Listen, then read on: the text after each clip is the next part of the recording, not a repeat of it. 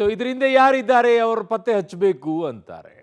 ಇದು video ready ಮಾಡಿರೋದು fabric video ಅಂತಾರೆ. ಯಾರೋ ರೆಡಿ ಮಾಡಿರುವಂಥ ವಿಡಿಯೋ ಇದು, ನಾನಲ್ಲ, ಅದು ಯಾರೋ ಎಡಿಟ್ ಮಾಡಿದ್ದಾರೆ ಇವನ್ನೆಲ್ಲ ಅಂತ ಹೇಳ್ತಾರೆ. ಸೊ DGP ರಾಮಚಂದ್ರ ಅವರೇ ಒಂದಿಷ್ಟು ಗೊಂದಲದಲ್ಲಿದ್ದಾರೆ. ಹೇಳಿಕೆಯಲ್ಲೇ ಒಂದಿಷ್ಟು ಗೊಂದಲ ಇದೆ. ಒಂದು ಕಡೆಗೆ ಇದು ಸುಳ್ಳು ವಿಡಿಯೋ ಅಂತಾರೆ ರಾಮಚಂದ್ರ ರಾವ್ ಅವರು, ಮತ್ತೊಂದು ಕಡೆಗೆ 8 ವರ್ಷದ ಹಳೆಯದು ಅಂತ ಹೇಳ್ತಾರೆ. ಇದು ಬೆಳಗಾವಿಯಲ್ಲಿ ಇದ್ದಾಗ ತೆಗೆದಂಥ ವಿಡಿಯೋ ಅಂತ ಅವರೇ ಹೇಳ್ತಾರೆ. ಅನುಮಾನಕ್ಕೆ ಪುಷ್ಟಿ ಕೊಟ್ಟಿರುವಂಥದ್ದು ಅವರ ಹೇಳಿಕೆಗಳು. ನೋಡಿ, ಹೌದು ಅನ್ನೋದಾದ್ರೆ ಹೌದು, ತಿರುಚಲಾಗಿದೆ, ಇವೆಲ್ಲ ಏನಕ್ಕೆ? ಸಮವಸ್ತ್ರದಲ್ಲಿದ್ದಾಗ ನಡೆಸಿರುವಂಥದ್ದು, ತಪ್ಪಾಗಿದ್ರೆ ತಪ್ಪು, ಏನೇ ಹೇಳಿದ್ರು ಕಥೆ ಹೇಳ್ಕೊಂಡು ಕೂತ್ಕೊಳ್ಳುವಂಥ ಪರಿಸ್ಥಿತಿಗಳಿಗೆ ಹೋಗುತ್ತಾ ಅನ್ನುವಂಥ ಪ್ರಶ್ನೆಗಳು ಎದ್ದೇಳುತ್ತೆ. ಬಟ್ ಅದೇನೇ ಇರಲಿ, ಈಗ ಸದ್ಯಕ್ಕೆ ಈಗ ಯಾವ ನಿಟ್ಟಿನಲ್ಲಿ ತೆಗೆದುಕೊಳ್ತಾರೋ ಗೊತ್ತಿಲ್ಲ. ಕಾರಣ ಇನ್ನೊಂದು 4 ತಿಂಗಳಷ್ಟೇ ಅವರಿಗೆ ಇರೋದು, ರಿಟೈರ್ಮೆಂಟ್ ಟೈಮಲ್ಲಿದ್ದಾರೆ. ಬಟ್ ಅವ್ರ ಹೇಳಿಕೆಯನ್ನು ಕೇಳಿಸ್ಕೊಂಬಿಡಿ ಇನ್ನೊಂದ್ಸಲ. ನಮಗೆ ಶಾಕಿಂಗ್ ಇದೆ, ನಮಗೇನು ಗೊತ್ತಿಲ್ಲ ಇದ್ರ ಬಗ್ಗೆ ನಾವು ಹೇಗಾಯಿತು, ಏನು ಯಾರು ಮಾಡಿದ್ರು ಅಂತ ನಾವು ಇದ್ರ ಬಗ್ಗೆ ಯೋಚನೆ ಮಾಡ್ತೀವಿ. ಇದು ಎ ವಿಡಿಯೋ ಅಂತ ಹೇಗೆ ಸರ್? ಇದು ಸಹಜವಾಗಿ ನಿಮ್ಮ ಕಚೇರಿನಲ್ಲಿ ಶೂಟ್ ಆಗಿದೆ ಅಂತ ಕಾಣಿಸ್ತಾ ಇದೆ. ಅದೇ ಈ ಕಾಲದಲ್ಲಿ ಏನಾದ್ರು ಮಾಡೋಕ್ಕೆ ಇದೆ ಸಾಧ್ಯತೆ ಇದೆನಾ? ಸೊ ಇದ್ರ ಬಗ್ಗೆ ನಮಗೇನು ಐಡಿಯಾ ಇಲ್ಲ. ವಿಡಿಯೋ ಇದು ಅಂತ ಹೇಳ್ತಾ ಇರುವಂಥದ್ದು ಅದು ಹಳೇದಂದರೆ ಈಗ ಅದು 8 ವರ್ಷ ಹಿಂದೆ ಇದ್ದೇನೆ ನಾನು ಅಲ್ಲಿ ಬೆಲ್ಗಾಮಲ್ಲಿ. ಮುಜುಗರ ಸಹಜವಾಗಿ ತಂದಿದ್ದೀರಾ ಸರ್, ಸಾಕಷ್ಟು ಮುಜುಗರ ಆಗಿದೆ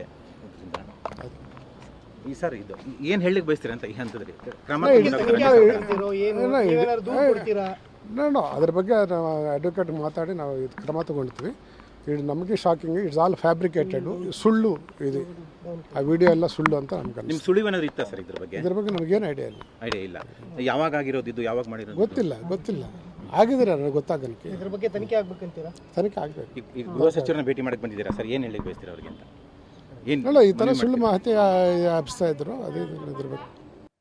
ಸಹೋದ್ಯೋಗಿ ಈಗ ಮಸೂದ್ ನನ್ನ ಸಂಪರ್ಕಕ್ಕೆ ಸಿಗ್ತಾ ಇದ್ದಾರೆ. ಮಸೂದ್, ಈ ಮಾತುಗಳನ್ನು ಕೇಳಿಸ್ಕೊಳ್ತಾ ಇದ್ದಾಗ ಅವ್ರಿಗೆ ಏನು ಮಾಡಬೇಕು ಈ ಸಂದರ್ಭದಲ್ಲಿ ಅಂತ ಗೊತ್ತಾದಂಗೆ ಕಾಣಿಸ್ತಾ ಇಲ್ಲ. ಇನ್ನೊಂದು 4 ತಿಂಗಳಾಗಿದೆ ರಿಟೈರ್ಮೆಂಟ್ ಆಗುವಂಥ ಸಂದರ್ಭ. ಬಟ್ ಏನು ಮಾನ್ಯ ಗೃಹ ಮಂತ್ರಿಗಳನ್ನು ಭೇಟಿಗೆ ಬಂದಂಥ ಸಂದರ್ಭದಲ್ಲೂ ಕೂಡ ಈ ಮಾತುಗಳನ್ನು ಹೇಳ್ತಾ ಇದ್ದಾರೆ ಅಂತಂದಾಗ ಕ್ಲಾರಿಟಿ ಸಿಗ್ತಾ ಇಲ್ವಾ ಅವರಿಗೆ? ಅವರು ಈ ವಿಚಾರ ಇದ್ದಕ್ಕಿದ್ದಂಗೆ ಈ ವಿಡಿಯೋ ವೈರಲ್ ಆಯಿತು, ಇದ್ದಕ್ಕಿದ್ದಂಗೆ ಸೋಷಿಯಲ್ ಮೀಡಿಯಾದಲ್ಲಿ ಬಂತು, ಮಾಧ್ಯಮಗಳಲ್ಲೂ ಕೂಡ ಬಂತು. ಹಾಗಾಗಿ ಒಂದು ರೀತಿಯಲ್ಲಿ ಒತ್ತಡಕ್ಕೆ ಒಳಗಾಗಿದ್ದಾರೆ, ಉದ್ವೇಗಕ್ಕೆ ಒಳಗಾಗಿದ್ದಾರೆ. ಯಾವಾಗ ದೊಡ್ಡ ಮಟ್ಟದಲ್ಲಿ ಇದು ಪ್ರಚಾರ ಆಗಕ್ಕೆ ಶುರುವಾಯಿತು, ಆ ಸಂದರ್ಭದಲ್ಲಿ ಪರಮೇಶ್ವರ್ ಅವ್ರ ಭೇಟಿಗೂ ಕೂಡ ಅವ್ರು ಮುಂದಾಗಿದ್ದಾರೆ. ಪರಮೇಶ್ವರ್ ಮನೆಗೂ ಕೂಡ ಬಂದಿದ್ದರು, ಆದರೆ ಪರಮೇಶ್ವರ್ ಅವರು ಭೇಟಿಗೆ ಒಪ್ಪಲಿಲ್ಲ, ನಿರಾಕರಿಸಿದ್ರು. ಮತ್ತೆ ವಾಪಸ್ಸು ಬಂದ ವೇಗದಲ್ಲೇ ವಾಪಸ್ಸು ಕಾರ್ ಹತ್ಕೊಂಡು ಹೋದರು. ಈ ಸಂದರ್ಭದಲ್ಲೂ ಕೂಡ ಅವ್ರು ಮಾತನಾಡಿದ ರೀತಿ ಇದೆಯಲ್ಲ, ಅದು ಒಂದು ರೀತಿಯಲ್ಲಿ ಅನುಮಾನಕ್ಕೆ ಎಡೆ ಮಾಡಿಕೊಟ್ಟಿರುವಂಥದ್ದು. 8 ವರ್ಷಗಳ ಹಿಂದೆ ಬೆಳಗಾವಿಲಿದ್ದಾಗ ಆಗಿದ್ದೆ ಅಂತ ಹೇಳ್ತಾರೆ, ಫ್ಯಾಬ್ರಿಕೇಟೆಡ್ ವಿಡಿಯೋ ಅಂತ ಹೇಳ್ತಾರೆ. ಇನ್ನೊಂದು ಗಮನಿಸಬೇಕಾದ ಅಂಶ ಅಂದರೆ, ಅವರು ಬೆಂಗಳೂರಿನಲ್ಲಿ ಈಗ ವರ್ಕ್ ಮಾಡ್ತಾ ಇದ್ದಾರಲ್ಲ, ಅವರು ಕಲರ್ ಡ್ರೆಸ್ಸಲ್ಲಿ ಇರೋದು ಯಾವಾಗಲೂ. ನಾವು ಯಾವಾಗ ನೋಡಿದ್ರು ಕೂಡ ಕಲರ್ ಡ್ರೆಸ್ಸಲ್ಲಿ ಇರೋದು. ಯೂನಿಫಾರ್ಮ್ ಹಾಕ್ತಾ ಇದ್ದು ಬೆಳಗಾವಿಲಿದ್ದಾಗಲೇ ಅನ್ನುವಂಥ ಮಾಹಿತಿ ಕೂಡ ಸಿಕ್ಕಿದೆ. ಅಂದರೆ ಅದು ಅವ್ರು ಹೇಳಿದ್ದು ನಿಜ, ಬೆಳಗಾವಿಲಿದ್ದಾಗಲೇ ವಿಡಿಯೋ ಆಗಿರೋದು ಅಂತ ಕೂಡ ನಾವು ಅನ್ಕೋಬಹುದು. ಇಲ್ಲಿ ಬೆಂಗಳೂರಿನಲ್ಲಿ ವರ್ಗಾವಣೆ ಆದ ನಂತರ ಕಲರ್ ಡ್ರೆಸ್ಸಲ್ಲೇ ಅವರು ಇದ್ದಾರೆ ಅನ್ನುವಂಥ ಕೂಡ ಗೊತ್ತಾಗ್ತಿದೆ. ಆದರೆ ಯೂನಿಫಾರ್ಮಲ್ಲಿ ಇದ್ದಾಗ ಈ ಒಂದು ಕುಕೃತ್ಯ ಮಾಡಿದಾರಲ್ಲ, ಅದು ಒಂದು ರೀತಿಯಲ್ಲಿ ಮುಜುಗರಕ್ಕೊಳಗಾಗಿರುವಂಥದ್ದು.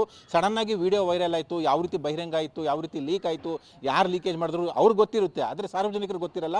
ಅಧಿಕಾರಿಗಳಿಗೆ, ಇತರ ಅಧಿಕಾರಿಗಳಿಗೆ, ಗೃಹ ಇಲಾಖೆಗೆ, CM ಪರಮೇಶ್ವರ್ ಇಂಥವ್ರಿಗೂ ಕೂಡ ಸ್ವಲ್ಪ ಮಾಹಿತಿ ಸಿಗಬೇಕಾಗಿದೆ. ಹಾಗಾಗಿ ಒಂದು ರೀತಿಯಲ್ಲಿ ಉದ್ವೇಗಕ್ಕೆ, ಗೊಂದಲಕ್ಕೆ ಒಳಗಾಗಿದ್ದಾರೆ. ಏನು ಮಾತಾಡಬೇಕು ಅಂತ ಗೊತ್ತಾಗ್ತಿಲ್ಲ, ಏನು ಮುಂದೇನು ಮಾಡಬೇಕು ಅಂತ ತೋಚ್ತಾ ಇಲ್ಲ. ಅದೇ ಆ ಉದ್ವೇಗದಲ್ಲಿ ಪರಮೇಶ್ವರ್ ಭೇಟಿಗೂ ಬಂದರು, ಅದು ಕೂಡ ಕೈಗೂಡಲಿಲ್ಲ.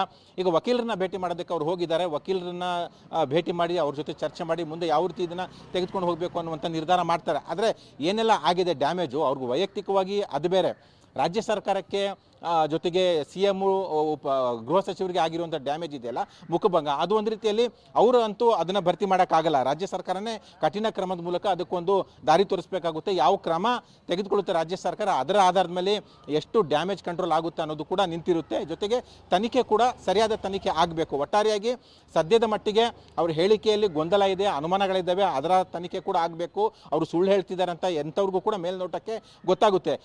ವಿಡಿಯೋ ಹೇಗಿರುತ್ತೆ, ನೈಜವಾದ ವಿಡಿಯೋ ಹೇಗಿರುತ್ತೆ, ಹೇಗಿರುತ್ತೆ ಈಗಿನ ಕಾಲಮಾನದಲ್ಲಿ ಎಲ್ರಿಗೂ ಕೂಡ ಗೊತ್ತಿರುತ್ತೆ. ಹಾಗಾಗಿ ಅದು AI ವಿಡಿಯೋ ಅಲ್ಲ ಅನ್ನೋಂಥದ್ದು ಮೇಲ್ನೋಟಕ್ಕೆ ಎಂಥವ್ರಿಗೂ ಕೂಡ ಗೊತ್ತಾಗುತ್ತೆ. ಆದರೂ ಕೂಡ ತನಿಖೆಯಿಂದ ಅದು ಬಹಿರಂಗ ಆಗಬೇಕು. ತನಿಖೆಯಲ್ಲಿ ಈ ವಿಡಿಯೋ ಹಿನ್ನೆಲೆ ಯಾವಾಗಾಗಿದ್ದು, ಏಕೆ ಮಾಡಿದ್ರು, 8 ವರ್ಷಗಳ ಅವಧಿಯಲ್ಲಿ ಅವ್ರು ಯಾವ ರೀತಿ ಮ್ಯಾನೇಜ್ ಮಾಡ್ತಾ ಇದ್ರು, ನಿಜಕ್ಕೂ ಆಗಿರೋದು ಯಾವ ಕಾರಣಕ್ಕೆ, ಬ್ಲಾಕ್ ಮೇಲ್ ಏನಾದರೂ ಅವ್ರಿಗೆ ಮಾಡಲಾಗ್ತಿತ್ತಾ, ಎಲ್ಲವೂ ಕೂಡ ಬಹಿರಂಗ ಆಗಬೇಕಾಗಿದೆ. ಸೂಕ್ತ ತನಿಖೆಗೆ ರಾಜ್ಯ ಸರ್ಕಾರ ವಹಿಸಿದ್ದಾರೆ. ಸದ್ಯಕ್ಕೆ ರಾಜ್ಯ ಸರ್ಕಾರದ ಕ್ರಮ ಏನು ಅನ್ನುವಂಥ ವಿಚಾರದಲ್ಲಿ ನಿರೀಕ್ಷೆ ಇದೆ. ರಾಜ್ಯ ಸರ್ಕಾರ ಇವತ್ತೇ ಆದೇಶ ಮಾಡುತ್ತಾ, ಒಂದು ತನಿಖೆಗೆ ಆದೇಶ ಮಾಡಬೇಕು, ಇನ್ನೊಂದು ಅವ್ರ ವಿರುದ್ಧ ಯಾವ ರೀತಿ ಕ್ರಮ ತೆಗೆದುಕೊಳ್ಳುತ್ತೆ ಅದನ್ನು ಕೂಡ ಆದೇಶ ಮಾಡಬೇಕಾಗಿದೆ. ಅರುಣ್, ಓಕೆ, ಹಾಗೆ ಸಂಪರ್ಕದಲ್ಲಿರಿ ಮಸೂದ್, ವಾಪಸ್ ಬರ್ತೀನಿ.